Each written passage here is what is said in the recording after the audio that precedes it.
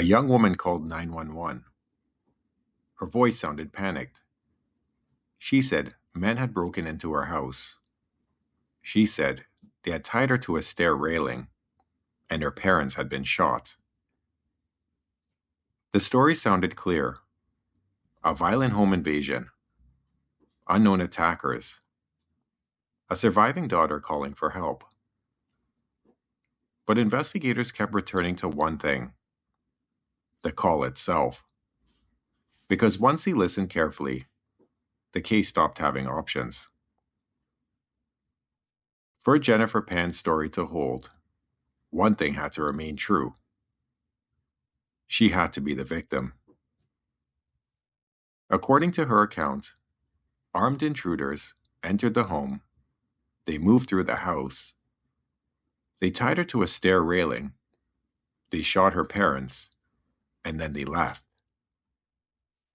If that sequence held, the case remained open. Jennifer Pan was simply the survivor of a crime.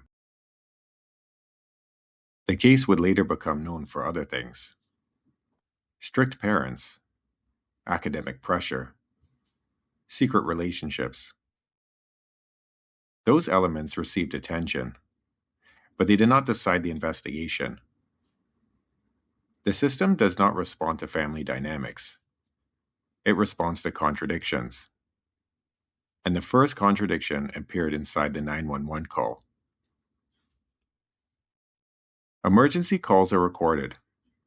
Every word, every pause, every hesitation.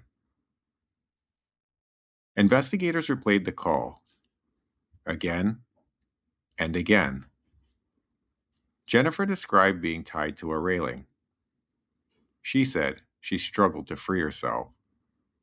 She said she had finally managed to reach the phone. But something about the sequence felt wrong. The timing did not match the story. If Jennifer had truly been restrained, the timeline had limits. She would need time to escape, time to reach the phone, time to process what happened. But the call suggested something different. The delay did not match the restraint. The sequence did not match the story.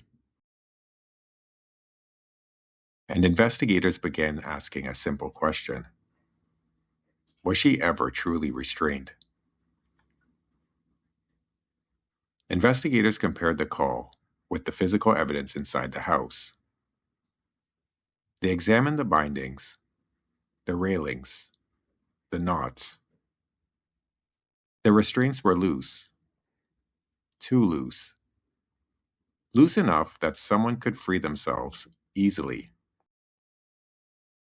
which meant the scenario changed. The restraints did not look forced. They looked arranged. Here's what the system removed. First, the idea that Jennifer had been helplessly restrained. The bindings did not support that. Secondly, the idea that the attackers controlled the timeline. The delay before the 911 call suggested otherwise.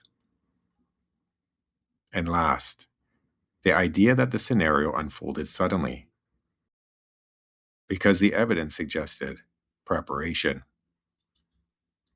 One by one, the available explanations disappeared. Once investigators accepted that possibility, the direction of the case changed. The home invasion theory no longer explained the evidence. From that moment forward, the investigation was no longer asking, what happened? They were asking, who arranged it? The call still exists. A recording of the daughter described a violent home invasion.